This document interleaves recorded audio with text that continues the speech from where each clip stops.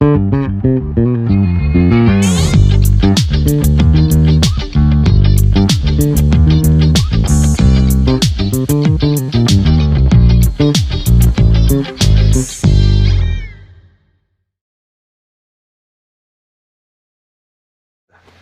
Moyer's Bass World here on the Disturb Tour. We're here at Madison Square Garden. All right, so check it out. I use Spectre basses pretty much exclusively. And they're all a little different. They're the same model. They're all the Euro XL. So I'll take this one for example. This is my bass tech Barrett here. He's the one who shines them up. That's why they look so pretty. Changes the strings every night. That's part of my tone is brand new strings. We use GHS strings. That's it, just GHS strings. Nothing else touches these basses. You can always tell it's GHS because it's got the red wind on top.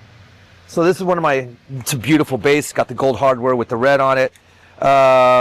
This one is tuned to, and you can see the tunings right here, B, F sharp, B, E. So even though it's a 4-string bass, and they're all 4-string basses, they're not tuned like 4-string basses. In fact, I think only one of them actually has anything near what you would call a standard 4-string tuning. The rest of them basically tuned some version of a 5-string. So I have, I don't think I have a single high G on any of my electric basses. No, so I don't use the high strings. It's always low. So for example, we have a song called, the new single out right now called I Will Not Break, and the single from the last record, Bad Man, are both in open B, and that's this tuning right here, right? So let's move on. Oh, and then the pickups are all EMG, and what's the harness that you replaced everything with? We have dark glass preamps that are now, Spectre's moved away from the tone pump that they originally had in the Spectre basses. Now they're using a dark glass preamp, which is essentially a chip within the bass that allows you to have a balance and a handful of other different variables that you could use your knobs for, as opposed to just having double volume essentially. Yeah, because the original, the tone pump was like volume, volume, tone, tone, like highs and lows. Now it's got little tones within tones and one single volume, which I love. 2 volumes is a nightmare, especially because some of my basses had the dark glasses, some of them didn't. So he'd hand me a bass and he'd be like 1 volume, or he'd be like 2 volumes. And, you know, and sometimes I'd start a song and I have one of the volumes up and the other one wasn't. Or I'd have one of the volumes up and then I'd move the other one and the other one was a balance instead of like an actual volume. So now they're all the same. He painstakingly went through all of them and made them all exactly the same with the dark glass. So let me show you the workhorse. Oh, there it is. Thank you. All right. This one we call the workhorse. This one plays, I would say, 50% of the show, right, Barrett? Pretty much. We got a pick? Oh, let's take a pick real quick. So this is the tuning I use most. Got our 25th anniversary. So this is the tuning I use the most. Take a look right here. And also, you notice we always put the tunings on the side. Helps with confusion. Helps me sometimes too, because I can look at it when he hands it to me, and you know, I know where I'm supposed to play it. So basically what it is, it's a 5-string bass. Instead of the low B, everything's down a half step, right? So instead of low B, it's A sharp. And then the second string is a drop. So it's drop D, but since it's a half step down, it's actually drop C sharp. So most of Disturbed's riffs are in drop C sharp. So when I'm playing, when Dan's on his low string playing a C sharp riff, for me to match him, I'm actually on my second string. That's his low. And then I'll go to this one. There's a couple moments when I can go down there, but that gets really low at that point. But most of my playing is actually on the second string, tuned to C sharp. You know, shoot. Almost, since we're doing the Sickness record, almost that whole record is in C sharp. We probably switch when we, like I could do even more of the set if I wanted to with this, but I switch a couple times just to change up the color, honestly. But this is definitely we call it the workhorse because this is the one that gets played the most and historically has been played the most. So right now we're not doing any acoustic based songs, but these are ovations. Yeah, they're pretty locked in. You want to grab them? Okay. So the Ovations we're not using right now because there's no acoustic bass songs in the current set. There you go. Look at that.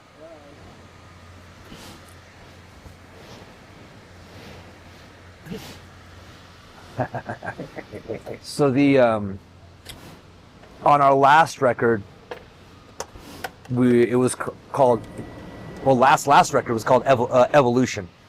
Half of the Evolution record was acoustic songs, so I think it was like 3 songs I was playing acoustic bass on, and we had like a separate stage up front just for the acoustic portion of the set. You know, we're always changing it up. This isn't, so like what you see right here, this type of pyro, this is the first time we've ever done this arrangement of pyro. Disturbed always has pyro, but this will be different, and then the next tour we do will be a whole different look. You know, we like to keep it fresh for our fans. So like I said, on the Divisive record, we had a whole separate stage out front that we did for the acoustic part of the set. But we're not doing that this time. This set is about the 25th anniversary of The Sickness, so this one's not getting played. But what is getting played is my Ovation guitar, because I actually play guitar on Sound of Silence instead of bass. There's no bass on Sound of Silence, it's just timpanis are playing the bass lines. So I ended up playing guitar, Dan switches to piano. We just kind of switch everybody around. Right on, yeah. And then that's the Ovation. I love the Ovations, man. They're simple, they're solid, they work great. Standard you know. tuning? Yeah. I have step down? C sharp. Is that what it is? Yeah. Man, I don't even know. He just hands it to me. I play it like it's a standard. Yeah. It's standard C sharp? It's Right. your positioning doesn't change. Right, Yeah, right. yeah. It's just the whole thing's just lower. Yeah, so a G is still a G. Yeah. What gauges are you planning to do? Like 40? The gauges are all over the place, right? Because the tunings are so different. So let's go through the different tunings. Okay, so this is back to my oh, this isn't, is this the workhorse tuning? Oh no, this is, okay.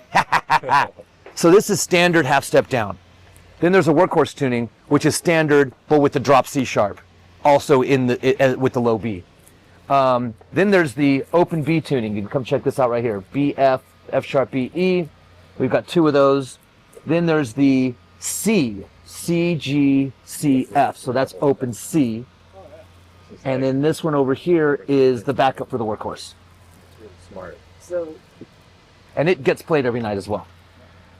So if you look right here, this is a simple, you guys can just dissect that as you want. Depending on the, the tuning, we have several different gauges. So you use, this is for anything that's A sharp or half cut here. And this is the B tuning, and this is the C tuning. We don't use the. Yeah, so check it out. So the A sharp is 130. This one, whether it's C sharp or D sharp, 105. And then when we tune to B, it's a 120. So it doesn't create a tremendous amount of tension on the bass. And so you kind of, I think looking at that, you can kind of tell. So we use all that's a big part of it, you know. Obviously, to keep the basses from bowing too much, we're not going to use too hard a string, but they got to be tight enough to create the tension, to create the tone that we need. And I don't like floppy strings. I do like them pretty. Yeah. I like them pretty bouncy. Like bright. Yeah, because I hit hard. Yeah, and if they're too loose and I hit them, they just go. Boo. So I need them to bounce right back. And another key to my tone that a lot of people don't know about, and I produce bands too, and I work with a lot of bass players who use picks. They think that using a heavier pick is a better way to get tone, and it's not. I'll show you why. My picks are 63s or 60s. Okay. Wow. So these are 60s. They bend. They're not very stiff. But the point of it is I can play as hard as I want and it doesn't, what I call, like, fart out the string. You know, if your pick is too thick and you hit the string hard enough, it just goes bunk. It sounds like a thunk. It doesn't ring. So you got to have, each side has to have a little bit of give, right? The string gives by vibrating, the pick. If I did that with a thick pick, it'd be like, you know, it would, you wouldn't hear that ringy tone. And the last stuff we play is really fast, so I need that precision. And then I'll get guys in the studio, bass players who've been using thick picks for years. I'll be like, try this. and we'll listen. It's weird for them to get used to it, but you can't deny the tone difference. The tone is so much better. So yeah, these are probably thinner than Dan's picks. My guitar, they're definitely thinner than Dan's pick. Yeah. Way thinner. As soon as I grab Dan's picks, it's like all of a sudden the bass just doesn't sound as good. Doesn't sound as bright. Doesn't sound as full. Doesn't ring as well. So, little key. And then I played with my fingers too for about a quarter of the set. EBS distortion. Well, just channel selector, wireless with channel selector to a Boss tuner, and then it goes to a Big Shot, and at the Big Shot it splits. It goes to EBS. EBS distortion pedal. And then this is a distortion pedal that gets turned on every now and again. Like It's an effect for the one song in particular, yeah. But usually that just sits there and does nothing. We use the Rupert Neve DIs. That the bass tone allows the bass tone to kind of grow, as opposed to a lot of the other DIs kind of like almost constricts the tonality. The Rupert Neve is just phenomenal. That's a new addition on this tour. Yep. So my tone that gets sent to front of house and to our monitor guy is two signals. One of them is because it splits right here. One of them is the EBS Billy Sheehan signature distortion pedal, which fucking rules. It has a nice grind to it, kind of a zzzz, without sounding harsh. And then the other side is just the DI, which is just my bass going straight through the Rupert. I think Brad runs, our sound man runs it maybe 60-40, 60 clean, 40, maybe 70-30, something like that. So it's mostly the DI with the distortion running alongside it.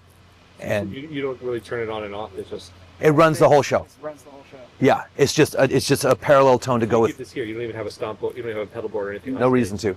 Okay. Nope. Yeah, no wires, no pedal board, no nothing. All in ears. All in ears. Yep. So no reason to have an amp. Yeah, it just creates noise down here. Yeah. There's, nah. I used to have an amp here for years, and it was just kind of like, why? A lot of bass players will say like they need the amp just to feel the vibration. Do you feel like you need that or not really? I don't see how I could feel the vibration. Let's say the amp was down here. Let's say the amp was on stage. Yeah. I only feel it when I'm on stage, right? If you watch Disturbed show, no one stays in one spot.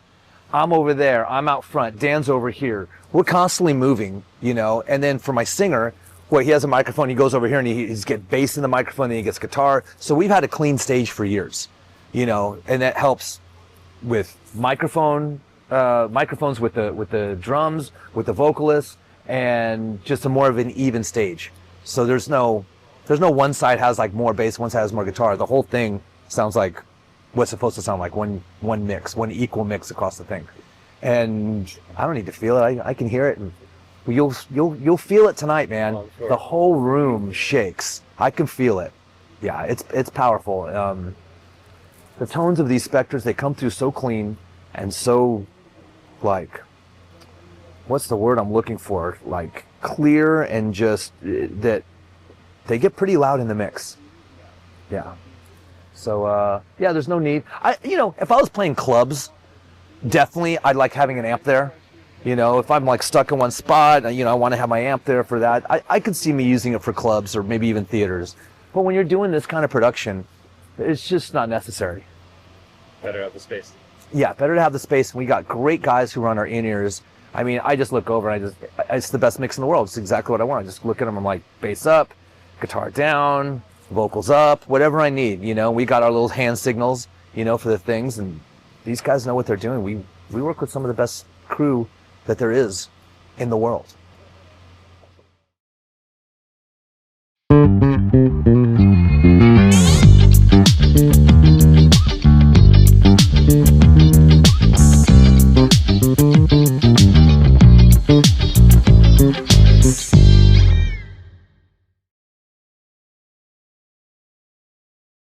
Hey, we're sitting here with John Moyer from Disturbed. Thanks so much for sitting with us and chatting. Awesome, thank you. Thanks for having me, Ben.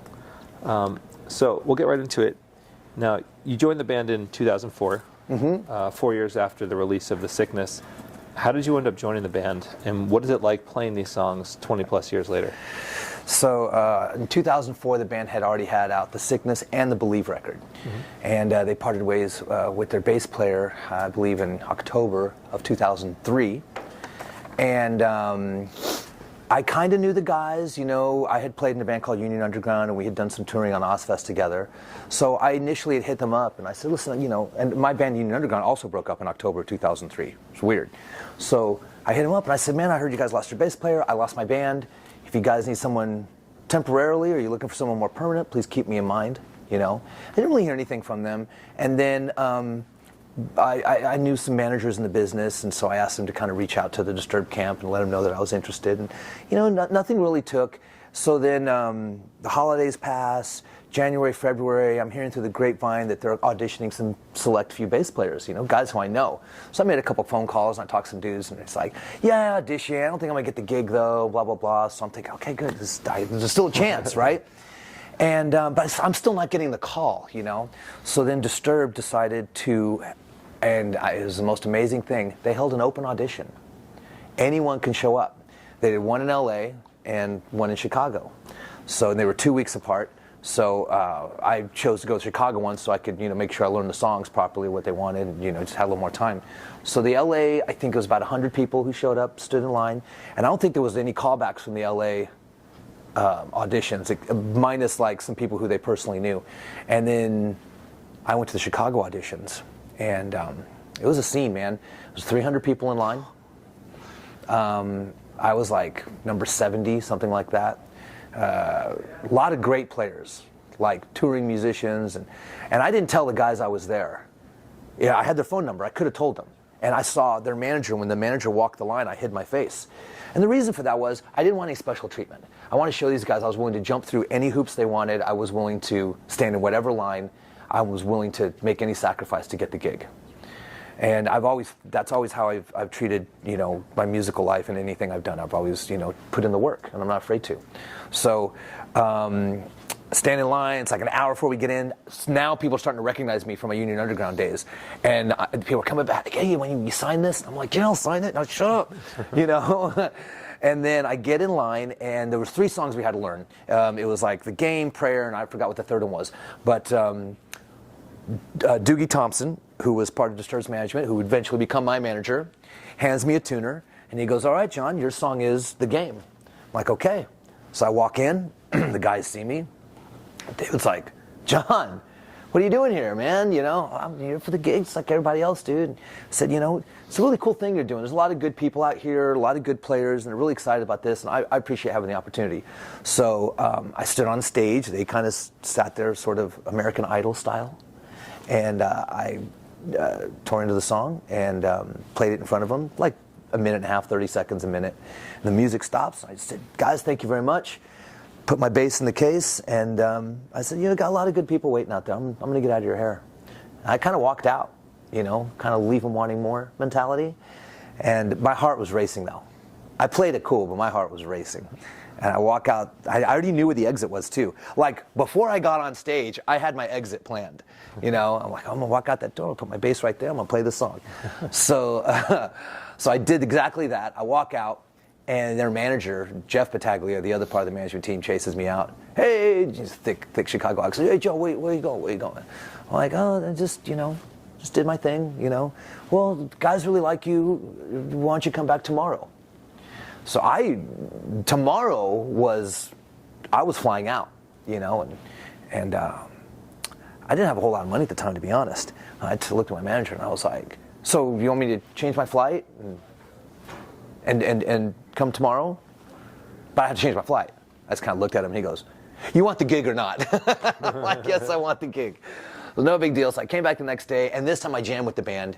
I remember the first song we did was Prayer, and I couldn't help but notice a little smirk on Dan's face when we started playing. And I think that's when I knew I had the gig. And then one thing led to another, and they invited me back out, and which is a whole other story for another time. Like the other band members like telling the other story. And then a week later, they flew me back out, and we had dinner, and they gave me the gig. That's awesome. There you go. So what is it like now playing these songs 20 plus years later? Well, so when I got in the band, one of the stipulations was they said, you know, you need to learn every song, which is fair. So I learned all the material. And then after I got into the band, Dan and Mike, you know, we sat there and we played in Dan's jam room. And we played through all the songs. So I learned, even though we weren't playing them live, I had learned every song off The Sickness and every song off Believe. And that was like my first day on the job was, okay, prove it. Did you learn all the songs? So I love the Sickness music. I love the Believe music. It was a lot of fun. And so we started writing 10,000 Fists. So this was April that I got the gig. January, February, March, April, May. April I got the gig. May, June, the band decides, well, we want to introduce John to the world. So we did a short run with Damage Plan through the Midwest, including my first show with the band in Chicago at House of Blues. And since the band didn't really have any other records, we played a lot of stuff off The Sickness and a lot of stuff off Believe. And so I did get a chance to play some of those songs, 21 years ago when I joined the band. But then, then we started working on 10,000 Fists, and those songs just kind of fell by the wayside. We start focusing on new material, new stuff. Next album's Indestructible, and it's just like as the albums grow and we focus on the newer material and the newer singles, less and less of the older stuff gets played. So, but the thing is about The Sickness is really special, because even though it's the first record, it's not only like huge for fans, but the songs really stand. And they're still on rock radio, and they're still around. They're big singles that have lasted the lifetime of the career of the band. So even though we're like 7, 8 records deep now, if we weren't doing the Sickness anniversary, we'd still be playing Stupefy. We'd still be playing Down with the Sickness. And we'd still be playing The Game. And even though The Game wasn't like an official single, it has always been in the set. Like always. It's never not been the set. So, and then Voices is another one that rarely goes away. So, you got 3 or 4 songs off of Sickness that are just always going to be part of the Disturbed DNA that you're going to see when you go see a show. So to be able to do this set with all of it, it just kind of completes the puzzle. You know what I mean? Because those songs had a certain sound to them. And now that we can play Conflict and Numb and Violence Fetish, which Violence Fetish we were kind of pulling in and out. It was like one of those songs we'd pull in and out as like a bonus track. Like sometimes we'll do a tour and we'll have like 2 slots, and we'll have like 5 songs that we rotate in there. And so Violence Fetish was a fun one that we'd always kind of bring back in, and Dropping Plates is another one. But still, those weren't like standards. So now, being able to play them every night, it really it tells the story of The Sickness in a better way. And then with the production we're doing that you're going to see, it's like what the band, when they first started, these are a lot of the things they did to get attention, like the electric chair, like the gurney in the beginning, like the straitjacket. These are things the band, tricks that they used in the beginning to get attention, but now you're seeing it on a much bigger scale. So it's like these old school ideas that got the band noticed, that gave the band its inception, now finally has a chance to be fully realized. Awesome. And how closely to the original bass lines do you stick? Pretty close, man. They're great bass lines. I think maybe every once in a while I might play something a little different, but I mean, I spent the time to learn them correctly. I think one of the bigger differences between me and Fuzz, and actually we did a show in Chicago where Fuzz, as like for the anniversary show that we just did in Chicago, we brought up Fuzz to play that first record. So there was actually a rehearsal where Fuzz and I played together. And it was fun watching each other, because it's like for the most part we're playing the same, but then some little nuances, were a little different. So it was a little eye-opening for me, because I thought to myself I was playing them much more true. And, then Fuzz, he came to a show where he listened to me play the whole night. And he came up to me after and he goes, "Bro, you don't play it exactly like I did." He goes, "But what you're playing's great." He's like, so there's slight differences, I think, in personality. One of the big ones is I'm mostly a pick player, and Fuzz is all finger player. So, but as you'll see tonight, I do a lot of the Sickness songs with my fingers. So, and why is that? I don't know, more true to the original in some ways, because we're paying tribute to The Sickness. Also, it's fun. I like switching back and forth. A lot of our newer songs are more complicated, and there's a lot more playing going on, and they're more percussive and they're faster. So it almost requires a pick to be heard. Like when you're going do do do do do da do do da do do do do do da. with fingers, it's like it can be a little. But if you're playing something like do do do do do do do with your fingers, that can have the attack that you still need. So if the song is slow enough, to where the fingers make sense, I use them. And at the point where it starts to sound messy, that's when I go to my pick style playing. And you guys just released some B-sides and bonus material on this 25th anniversary pressing. Can you tell us about that? I'm not sure what was released with it, so I don't know. Okay. I think it's a couple live tracks. I might be on those live tracks. I really don't know.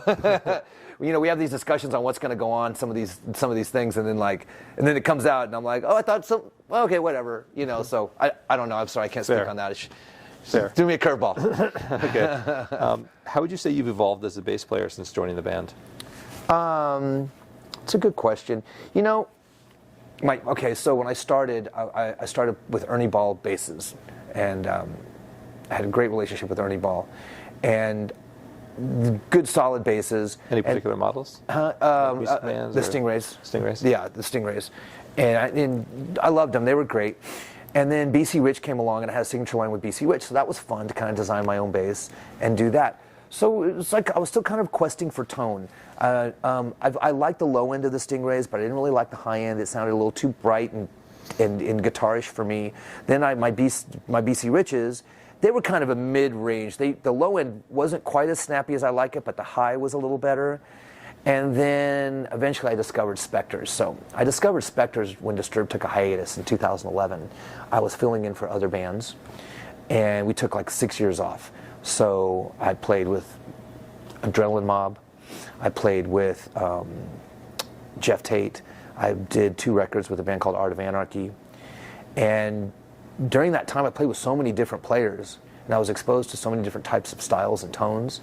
And then I remember what happened. I was filling in for Rudy Sarzo. Rudy Sarzo had a gig he couldn't do. He asked me to fill in for him, and he had a Spectre bass there that he left for me. I played that Spectre bass, and that's where a lot of it changed for me. I was like, whoa. And it really changed the way I played. The instrument spoke to me. And this was after playing I was 40 years old. I'd been playing since I was 16 years old. So it just goes to show you can constantly, I had platinum records with Disturbed. I had platinum records with Union Underground. I toured the world, and I played a new bass, and I was like, whoa, here we go. And it changed the way I played, and then I started really developing my fingerstyle playing. And so that's new too. I've only really been working on that for the last newish 10 years or so. But I'm really good at it now, but I had to work on it because I didn't really develop that as a kid. I was always just this metal pick player. So there's always a growth to be had. And then of course, when I was in my old band, Union Underground, our style was a little more, we'd play behind the beat. Disturbed doesn't play behind the beat. Disturbed kind of plays, it kind of pushed the beat. Every band's got, and these are little geeky nuances, that hopefully bass player magazine readers can appreciate. Well, they definitely will. It's because there's a lot of, there's a lot of nuances in the details that can dictate the sound of a band. If you listen to ZZ Top, he doesn't play with the bass. They're a little off. The bass is kind of like riding the he kind of rushes, and Billy Gibbons lays it back, and that creates that spread that they have. And every band's got their little secret formula. And in Disturbed, I think what it is we push the beat. It's that's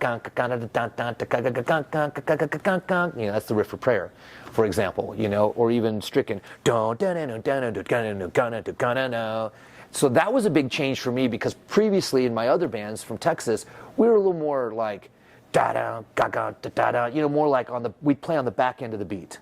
It could be the same riff, but it sounds, same riff by the same band, by 2 different bands can sound very, very different. And so, to me as a bass player, your role as a bass player is, you're a foundational instrument.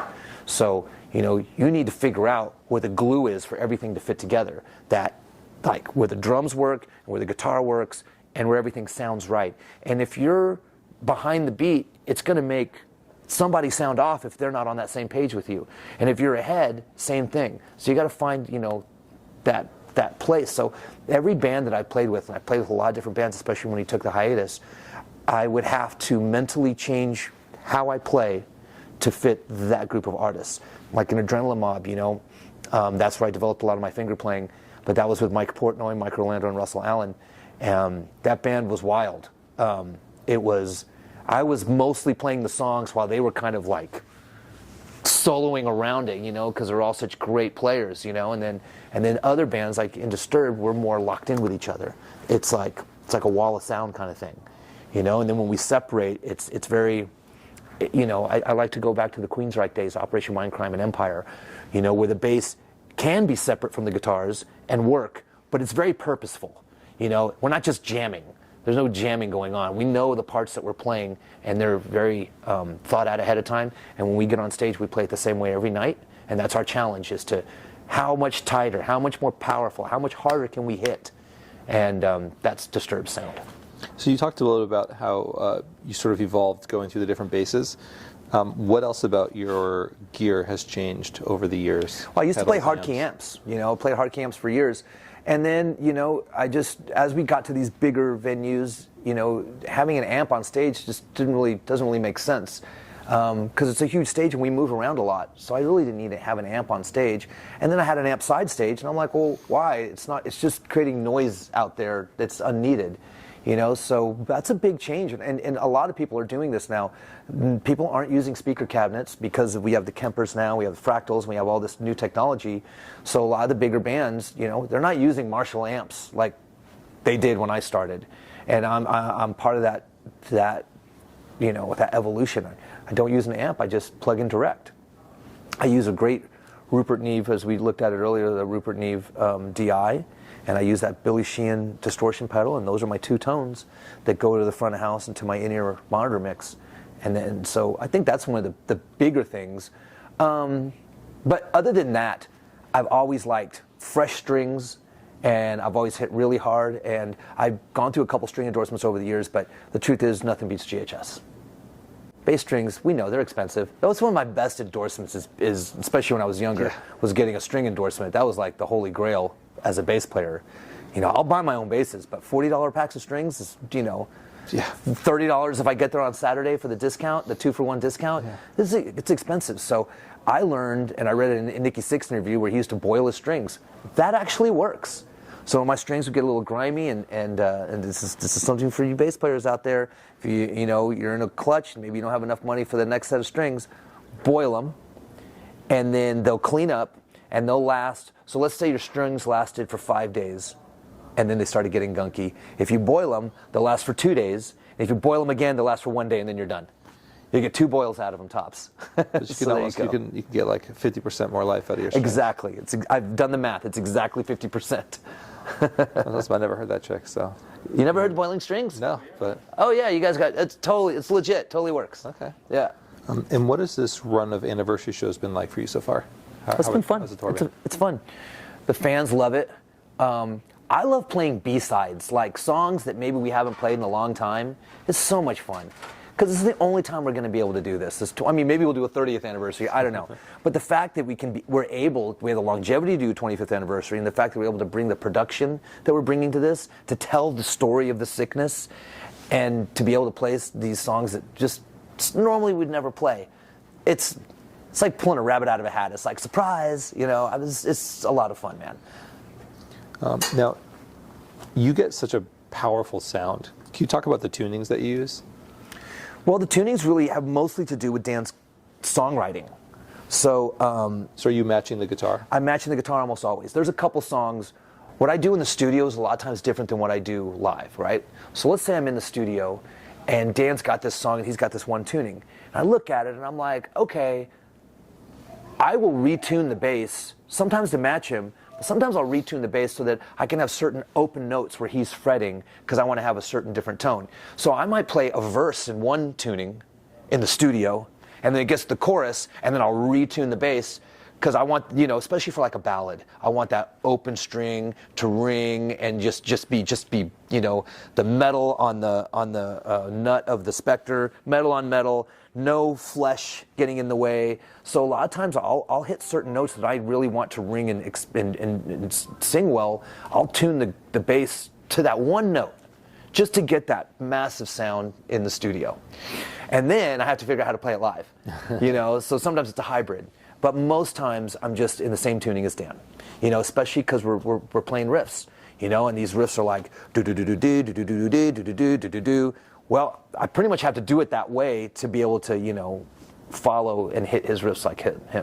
So the thing that we do though is we make sure, and we showed this to you earlier. I think it's one of the things I love about my bass tech and what he does is we have so many different gauges of strings. It's not like we have one gauge and he tunes it down and they're all floppy, and he tunes them up and then they're all twangy. The tension's pretty equal no matter what the tuning is because we use so many different gauges. And that, to me, that's important. I want to have that. I want it to be tight. I want to hit that string and I want it to sound like a piano, and I don't want it to flop around.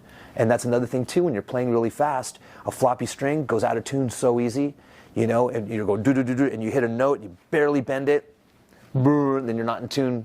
It's easy to plot. So I like that tension for tuning purposes because if the guitar and the bass are perfectly in tune, that's that punch you hear out front.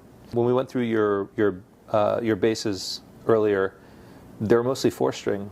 Is it intentional? Is there a reason you chose 4 over 5? I played 5 strings for years, and it's fine. But then I started playing the Spectre 4 strings, and I was like, "This is amazing." I'm really fluid and fast on it. And then I tried out a Spectre 5 string, a Spectre 5 string. It just didn't sound the same. That Euro 4 just had that punch and twang that I like. So I'm like, okay, well, what's the solution here? Oh, I know the solution. I'll just string it like a 5 string. So most of the instruments that we saw are actually strung more like a 5 string than a 4 string bass. I don't have a single G string in the set. The high G, no reason. If I need to go high, I'll just go up the neck. And talk a little bit about your playing technique. All right, we talked about pick, fingers. Sure, yeah. I like being really precise. Precision to me is really important. And, I'll do some slides and some walks, but mostly it's about the attack and connecting with the kick drums. And to me, that's a big part of my playing, matching the kick drums. Sometimes when we're like in the studio working on something, Dan will have something that's kind of flowy, and Mike will have something that's kind of like not exactly what Dan's playing. And then I'll gravitate towards Mike's part, the drum part. And I'll be like, okay, what can I play to match Mike that also is in the tuning or the riff that Dan's doing? So you'll hear it on a song like Indestructible. The riff is do do do do do do do do do do do do do do, but the kick and bass just go do do do do do do do do do do. We're just bouncing in around Dan's riff. So I like that kind of thing, and I think that comes from, once again, I mentioned Queensryche, Empire, I mentioned Operation Mindcrime, that very precise, and it's not proggy, but that precise type of playing. I like that a lot. I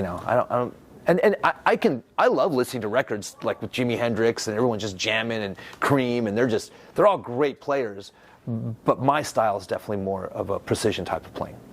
Describe a Disturbed show from your perspective. Like, what's going through your mind as you're on stage? Man, there's so much going on. I think number one, the crowd's great. You're connecting with the crowd. You're starting little fires here and there. You see one person smile. You give them one of these. You look over here. So we're trying to include people. We're not just playing for ourselves. We're playing for them. But then we turn to each other. We lock eyes, we get in each other's face, we make jokes on stage, we see each other, little things. Like the other night, we're ending MOL, Meaning of Life, which is the end of the first half of the set. And I was trying to have a moment, I was trying to be dramatic, right? I hit the last note and I do one of these, and I close my eyes for a second, and then Dan sneaks up on me and starts just banging my strings. I was like, bro, I'm trying to have a dramatic moment here. So it's serious, it's real, there's a lot of pyro going on, the message of the songs are real, but we're still having fun up there, and I mean, the band's been around a long time, and if you're not having fun, that can make this traveling and shows and personalities and all that, it can make it really difficult to be out here. So for us, we have a routine, and we really try to make sure that we have each other's back, and we connect with the crowd, and we have moments where we really connect with the audience, and that's important to us. But we also, try to have a good time up there. Awesome.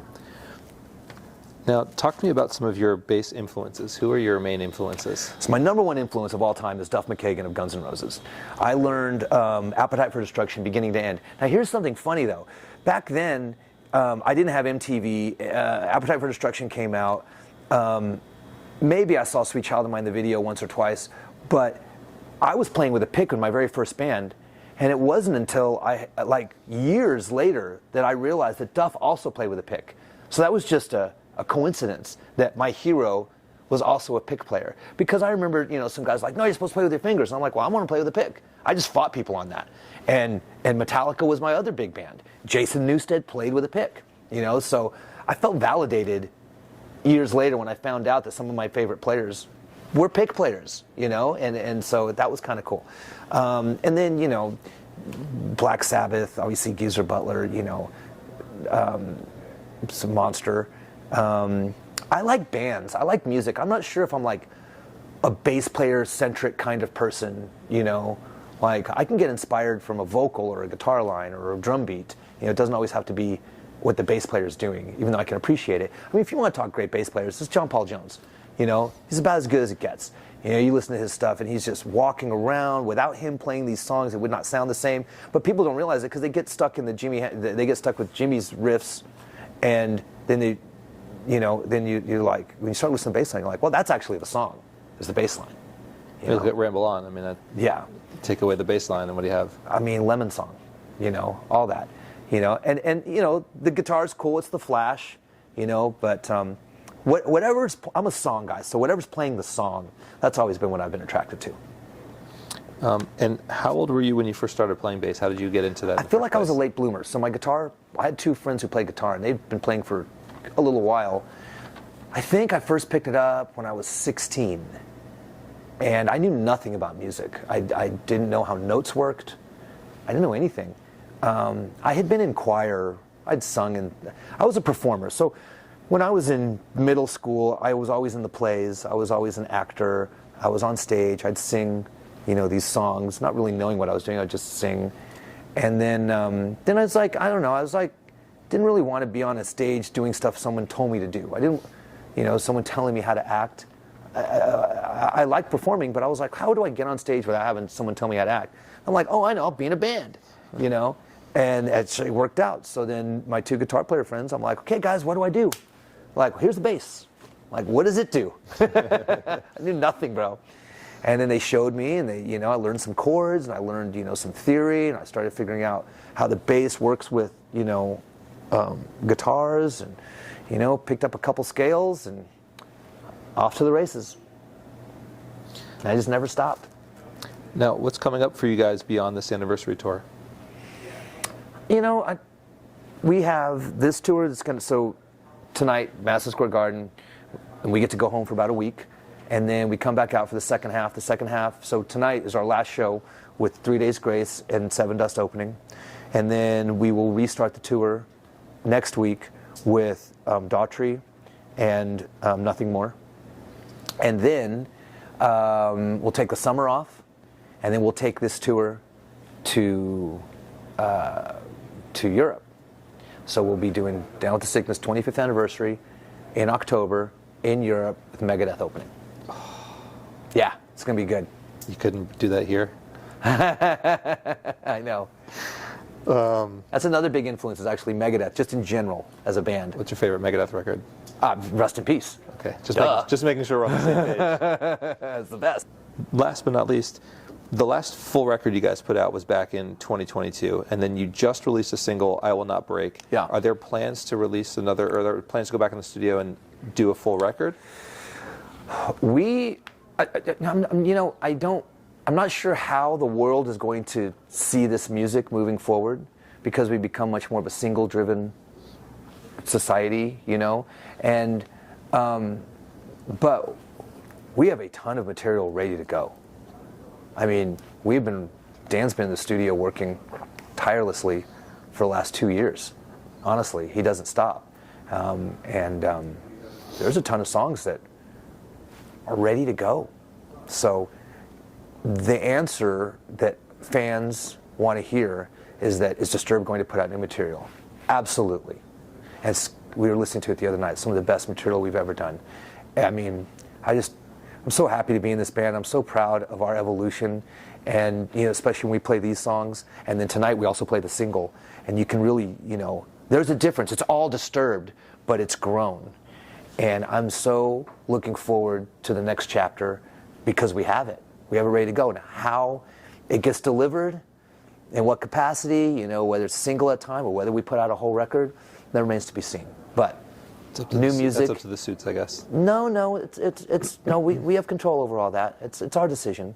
It's a conversation. We talk with management, the powers that be. They're the ones. We weren't going to put out a single with we were just going to focus on the 25th anniversary, but they were like, it'd be a good idea to go ahead and put out a single with the 25th anniversary to kind of like, and it was a great idea. That's something we really wasn't on our radar. We had the song ready to go. So yeah, I mean, that's why you have a management company. That's why you have people on your team, who can think of things that maybe you don't think of. But ultimately, it'll be our decision on how it gets released. But the songs are there, and they're coming. I think people will be excited to hear that. Yeah. And then I have to ask this, just being from this area, what does it feel like to play Madison Square Garden, such a legendary theater? The most famous arena in the world. Yeah. That's cool, man. I like it here. I've seen shows here before. It's a lot of fun. This will be our second time playing here, actually. Last time we played, it was a packed house. I think this one is going to be even bigger and better for us. I mean, it's legendary, It's great to be able to come back here. I love New York. I love the people here. I really do. The food here, It's so, anytime we get a chance to stay in town for a day or two and play Madison Square Garden, I'll take it. Awesome. Now, can we see you do can you walk us through your warm-up? Sure, yeah. So when I was here last time, I do a bass solo. You guys can look it up. It's on YouTube. It's a really cool version. It's Madison Square Garden, John Moyer bass solo. And it's like kind of a crowd participation thing. It's sort of artsy. It's not very shreddy. But it's cool, and it's like, I showcase a little bit of stuff, but it's more of like this sort of, I don't want to say classical piece, but it's more of a song, played on bass. So then I took some of those ideas from the bass solo, and I turned it into something that's more of my warm-up, which is a lot more intense. It's like a super intense version of my bass solo. So.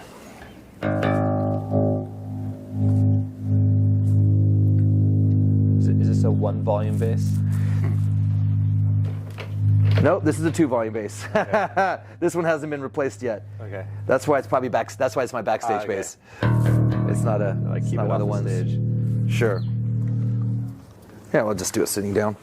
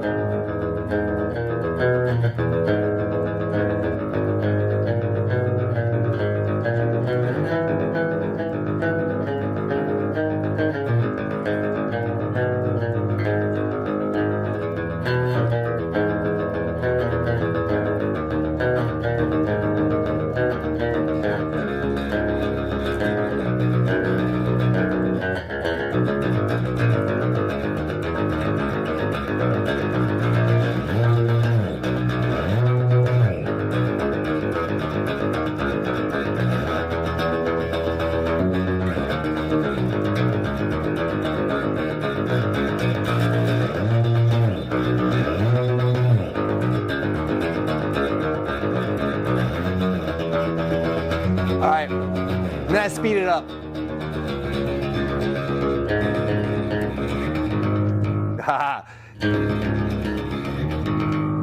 The volume back up there. Sorry, buddies. Here we go.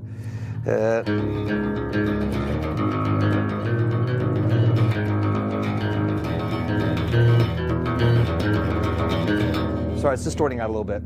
I want it to be clear for you guys. But that's the basic idea. It's sort of this... a second. Bass is blasting. Okay.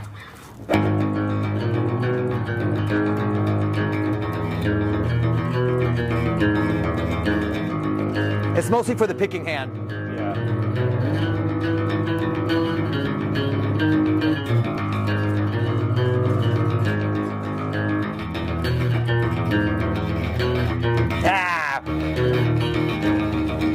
That's why it's a warm-up. Yeah.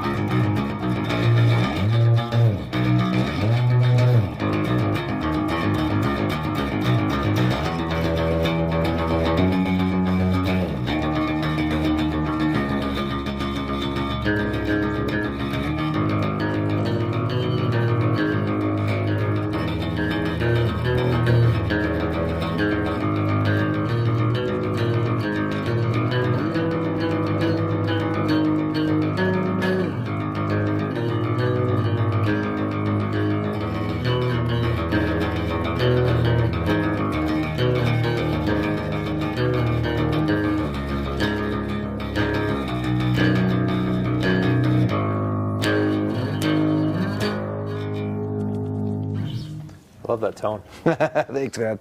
And then, so that's mostly for the pick, so that I can, it's a lot of this on stage. And if I don't do that warm-up, so I do it 3 times a night. I do it once while Seven Dust is playing, I do it once while 3 Days Grace is playing, and I do it once during the hour before we go up. And if I don't do that, this hand cramps up. Because it's a lot of that going on with Disturbed's music, you know. So that's essential. And then for the left hand, I just came up with this one the other day. So I wanted to come up with something that was riffy, that uses all the fingers, right? And that's more like what Disturbed does. So in this one, man, I do this, and it doesn't take long for me to give up. I do it till I fail, you know. So the idea is to go open, right, and then so I go 1, 3. So it's 1. Well, you know, let's call it 1, 2, 3, 4. Okay. Open 1, 2, open 1, 3, open 1, 4, open 1, 3, open 1, 2. So then I just kind of turn this so it goes. So I'm getting all fingers working at.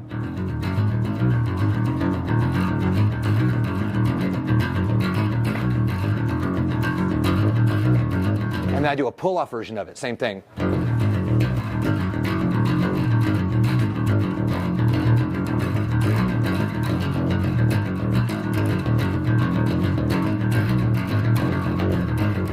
I'm already feeling the burn. Yeah. I can feel it already. Yeah. I cheated right there. I did this by accident. It's got to be the right fingers every time to get the workout right.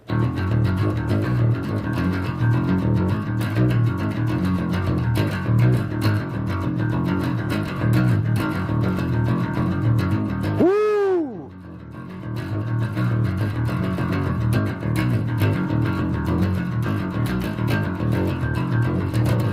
So I'll do that for like 5 minutes on and off before hitting the stage. So those are my 2 big warm-ups. And then if you go to my page, if you go to my Instagram page, I warmed up to Britney Spears the other day. Oh, I did see that. I did see that. What was this? It's a song called Work Bitch. Work Bitch, right? It's a killer riff. I mean, seriously, that riff's awesome.